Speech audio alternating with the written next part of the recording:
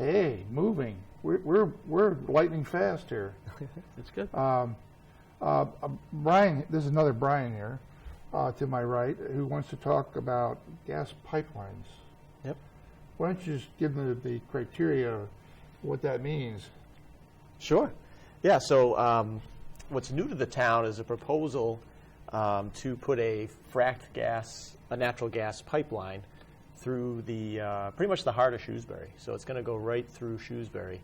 I think it's a 27-mile lateral called the West Boylston Lateral that will come, from more towards the center of the state, come up through the communities next to us, like Grafton, Millbury, Shrewsbury, Boylston, and then its destination in West Boylston.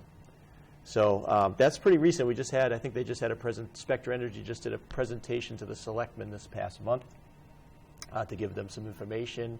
They're going to be contacting landowners. I think they already have started contacting the landowners that would be affected by this.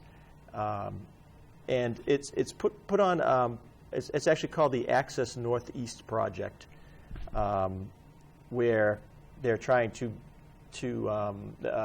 one of the proposals they have is to bring more gas. So if you listen to the meeting, the Board of Selectmen meeting in their presentation, they said it's a lot about we want to bring more gas, more gas, more gas. I heard that many, many times. It's more gas to the region.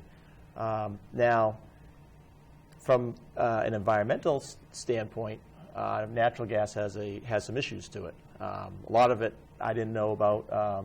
I've been learning about it over the past year, and if you really dive into the subject, there's a lot there that should be looked at. One of them is the source of the natural gas. So if you look at how natural gas is produced, there's actually a huge problem behind the fracking that goes on down in some of the other states, like Pennsylvania is a big one, where they actually extract the natural gas. It's done through hydraulic fracturing, where they actually take a lot of water, which we know there's a lot of water issues in the country. They take a lot of water and they mix it with this kind of chemical soup, a lot of toxic chemicals, endocrine disruptors, carcinogens. A lot of it's proprietary, but there's a lot of chemicals that go into that.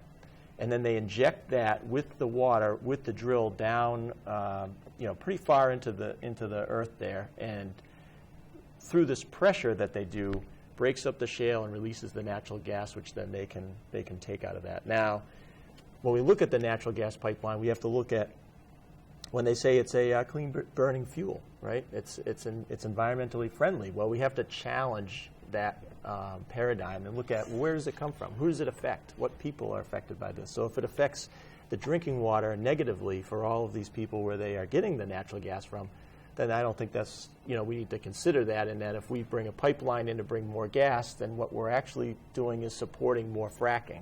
So I think people need to bring that concept together to say more natural gas means more fracking, means more problems with clean water for the people's drinking water and their health problems that go along with that in the country. So if you look at the fracking that goes on in the source, and then there's also on the other side of it, there's the climate change issue. So we talked on a previous show about fossil fuel divestment, where we talked about the IPCC, or Intergovernmental Panel on Climate Change, coming out with the climate science, which is a UN body that comes out with all the world agrees on, this climate science, saying that fossil fuels, the use of fossil fuels are coming to an end, and shortly. We're going to run out of them in 400 years. Yeah. So basically, looking at it, we have a 400-year problem. And when it's gone, it's going to be totally gone. And the Earth's going to be around for hopefully another 50 million years, 100 million years. So this is just a pimple on the Earth of what on they another do right channel, it might be gone tomorrow from, asteroids coming in, or that can happen. Meteorites or something to wipe us completely off the planet. Just what happened with the dinosaurs. Yeah, and they said it happened more than once. So the rocks keep coming. Oh, yeah. But we do have NASA, don't we? I worked for NASA years ago, and we had some pretty good rockets. We get out of the rocket business, but we need to get back in them for defensive reasons, obviously. Well, I'm glad you brought that up, though, because that is actually something that I originally was looking at, too, was the peak oil problem, right, where you're saying that we're eventually going to run out in that timeline of, I think you're saying 400 years. The even more immediate problem that the climate science has come out to say is that we need to keep all of that in the ground. So there's a Keep It in the Ground campaign where 80% of all fossil fuel reserves need to be kept in the ground in order to stay below the agreed upon target of 2 degrees Celsius change, which is the global warming that's going on, and that 2 degrees change. So actually, what they're looking at is if we have to keep 80% of that in the ground, we're already looking to move away from fossil fuels. So that we talked on a previous show that the G7, which includes the United States, just signed saying fossil fuels will be phased out by the end of the century. That's actually too long of a time frame, we know. So it's being called decarbonization of the economy, where fossil fuels can no longer support it because they need to be kept in the ground and not burned. So as we look to move forward, when you look at a natural gas pipeline, and we're talking timescales of what I have here, and the Massachusetts actually acknowledges in their Global Warming Solutions Act signed in August of 2008, which is a framework for reducing heat trapping emissions to a level that scientists believe can give us a decent chance of avoiding the worst effects of global warming. They had a target of 25% reduction of greenhouse gas by 2020 and an 80% reduction by 2050. So we're talking in about the next 30 years, we're going to be transitioning to a 100% renewable energy economy, based economy. Or fuel cells. Yep, fuel cells, renewable hydrogen maybe is a renewable fuel. So if we look at that, then we look at a natural gas pipeline. I keep looking at it. The problem I have with a lot of these assumptions that are put out there in plans that are put out there is that they're done in a vacuum, right? Then they're not done looking at engineering and innovation. And engineering and innovation is what's going to have to solve this problem. Yep. And it's not going to be, for example, your house, I don't know how old your house is, but if your house was built in the 50s, it probably doesn't have much insulation, right? Right. So what should be done there is cut the consumption down, and that is probably the biggest thing we do. You look at glass buildings. What do we do with glass buildings?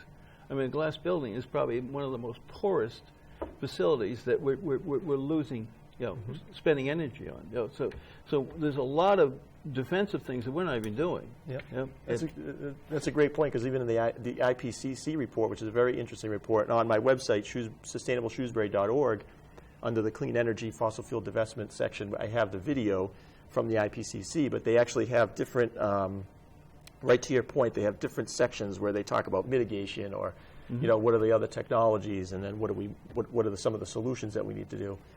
And if I look, it's a great point you made, because when you look at divestment is always looked at as a negative thing, but divestment just really means uninvesting and reinvesting in something else. Yeah, so if like you said, if we need these solutions, the last thing we need to do is be investing in a natural gas pipeline, which means more gas, more fossil fuels, more climate change. But what happens if we don't take this pipeline in Shrewsbury? Isn't there going to be some type of terminal in Grafton? I thought I just saw something about some type of terminal in Grafton, LNG terminal. Yeah, there are signs around about that, and that's when it comes in by train. Oh yeah, that's what they're going to have a new interchange. By train or this pipeline if we stop it on our. We're starting to train transfer first, and the pipeline. If it doesn't come through, we're going to have to bring everything back. And train is the most dangerous way to transport anything. It's significant. I mean, pipelines, as I mentioned to you earlier, I used to handle the petroleum industry. In pipeline monitoring systems, for example, if there's a leak all of a sudden in the pipe, that leak gets dissipated out someplace by a system of the monitoring system, because if you let it go, what it's going to do is create a wave effect, and it's going to destroy the pipe. So what they have to do is they dampen all that down, and they open valve here and open valves there, and they shut the pressure down in order to cut down on the flows in there. So the pipeline itself is not a hazard, and a lot of people try to make it out to be a hazard, but we have pipelines everywhere in this country. We have one in Shrewsbury down the street, down behind your house and mine. I have gas in my house. But no, the pipeline though. Well, how do you think it got there? To my house. It's 2 pipes. No, but there's a major pipeline. There's which pipeline? Shell pipeline. Yeah, but it goes right through the corner of Shrewsbury. Yeah. We already have a pipeline in Shrewsbury. It just doesn't seem to reach out the whole time. It goes out to Northborough. Cuts through the woods and goes over to Northborough. No, it's a good point, because you raise a good point, is whether you want it by train or by pipeline. My answer would be neither, because I think natural gas as a solution, natural gas if it's been called the bridge fuel. I've heard a lot of people call natural gas as the bridge fuel. Very good PR to call it a bridge fuel, but in the end, we've already crossed that bridge. We're on the other side of the bridge for natural gas.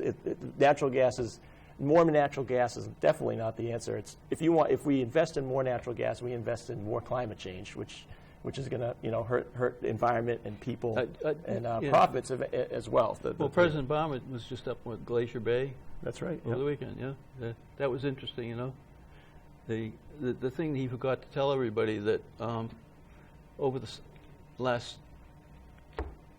4 centuries, they have historical information that says that Glacier Bay freezes over and subsides, freezes over and subsides. It just happens to be in one of the waves, periods of which it's in right now, and the environmentalists are jumping all over it as being something new, when in fact it's been happening. They've studied it back 4,000 years, and this is just looking at half-baked Alaska is what the article that I read about it. Yep. Basically, looking at misinformation on what's happening with the environment. Yep. It really isn't happening, and they're saying cutting back on the power plants. They cut back on coal on the power plants. That's not going to solve. It's going to solve something like 0.002% of the emissions problem that's out there. This country has done a pretty good job at this. It cutting way back on our consumption and everything. The thing we should have done, based on what you said, though, is we shouldn't be fracking. We should become friends with the Middle East and stay more friendly with the Middle East and let them pump. I would say neither. Again, I think the solution, when we look at fossil fuels, we need to keep them in the ground. They're not the solution, in my opinion, going forward. And also in the opinion of, if you look at the UN right now, coming up in Paris in December is going to be a global meeting on climate change where they're trying to agree upon how are they going to take steps to, decarbonize the global economy. Because in the end, we're already, I think if you look at the NASA has a great climate change website where they have all this information from the IPCC, but they're showing that we've already changed 0.68 degrees Celsius. If you look at one of the graphs I showed at the town meeting, it shows parts per million of carbon dioxide, and they have records back, I think 600,000 years, and even more now into the millions of years. But they go down in the glaciers, and the ice caps. They go drill down, and they can see the actual the concentration of carbon dioxide at certain points, and they line that up with the the different observation stations that they've collected in the 1900s, collated perfectly. And if they look at it, you see this graph that says parts per million carbon dioxide. Now you get that fluctuation you're talking about. Something freezes. The Earth kind of has that back and forth. But what happens is you go, and then all of a sudden, once man started burning fossil fuels, the graph goes way up. We're way, way, way up at like 400 parts per million, way above anything that's ever been seen in the last 600,000 years. And what that's going to do is what we talk about, like sea level rise. And what's interesting about sea level rise, which is half the story, is that when the Earth heats up, water expands. So the seas expand, and that causes a lot of the sea level rise, as well as the, we're seeing a lot of warming up in the northern and southern hemispheres, even more so than in the middle of the globe. And they're seeing the effects of it out there. So now you have the ice cap melts from the North and South Pole. Most of those are point problems because they've looked at the temperature change in the Earth over the last 17 years, and it has almost changed almost zero. In 50 years ago, the problem was cooling, and the Earth cooling is a greater problem than the Earth warming, because we heat our houses. We need to have more agricultural land.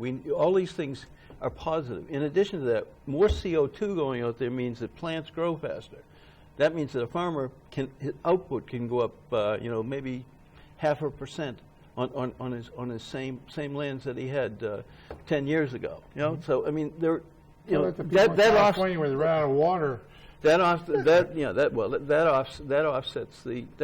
some of the impact of global, certainly the CO2 issue that everybody keeps talking about. A bigger issue is, in fact, water vapor, then water vapor is significantly greater than anything that CO2 will. But nobody's talking about that because they've targeted in on another issue, and it's called carbon dioxide, which carbon dioxide is not the polluter that everybody says it is.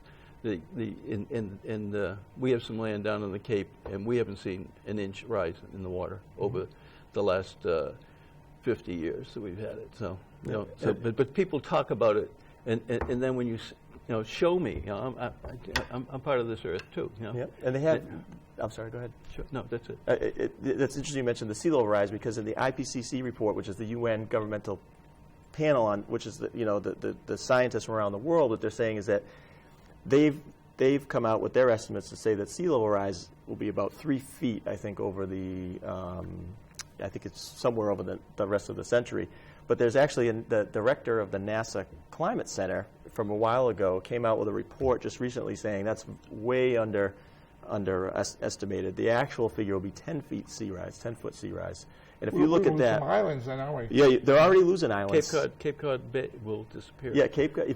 They actually have a video that shows, Florida's major cities. You can the impact of when you look at just the sheer impact of climate change, whether it be sea level rise, taking out, affecting all these cities, and the amount of money that would need to be put into that, like building sea walls and other things. Just like New Orleans.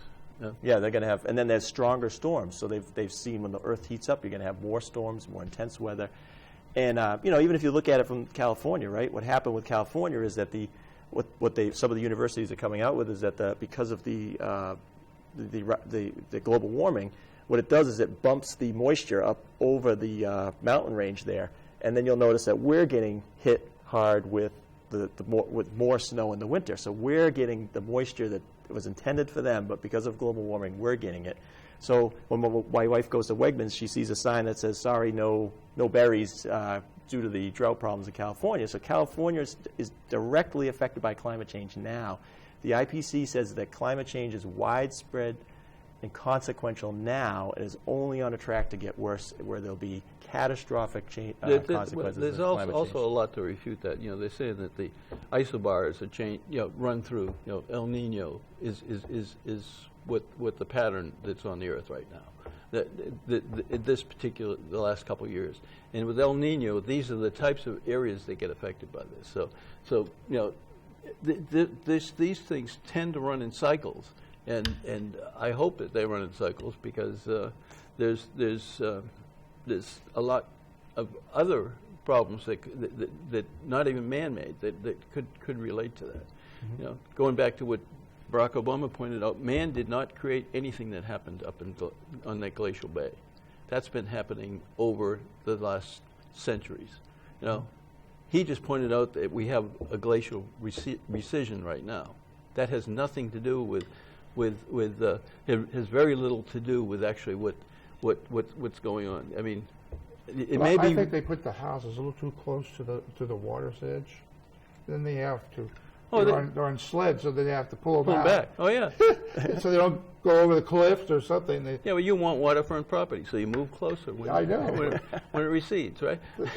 We have people in Shrewsbury that have done such things as getting too close to commercial property lines. Yeah. And then when the trees died because of the needles, they can see all the commercial property right out their back doors. Mm-hmm. They're saying, I think it was the homeowner that made the biggest mistake here, and not the commercial property people. They're not doing anything worse than they did before. And now they can be seen. I went and looked where Hooters is going. Yep. And you can see the houses now. All the trees are gone. Yep. It's a direct shot for a number of houses. I said, they're complaining about noise and maybe the band's playing at night or something, but they shouldn't have been there to begin with. There should have been a buffer zone of some type, which we did for wetlands here in this town. All the buffer zones are owned by the town of Shrewsbury. And when they lost all the trees, they were belly aching to the town. Said, well, we can't put in trees fast enough to grow high enough to block the view across the wetlands to your back. You can see your neighbors in their backyard now. You can go around some of those wetland areas, and there's no site protection. Yep. And we have to give them the the address for your? Oh, yeah, webpage again? it's www.sustainableshrewsbury.org, and you can go, there's a healthy food section, clean water section, clean energy section, and the clean energy section will have links to the science, the IPCC science that just came out in December 2014, so that's a good way to look at what may have been out there before, what is newer in the science Okay, area. we'll try to get a map of the pipeline That'd be good. at the end of the show, which is now. Yeah. Great. Thank you all for watching. See you next month.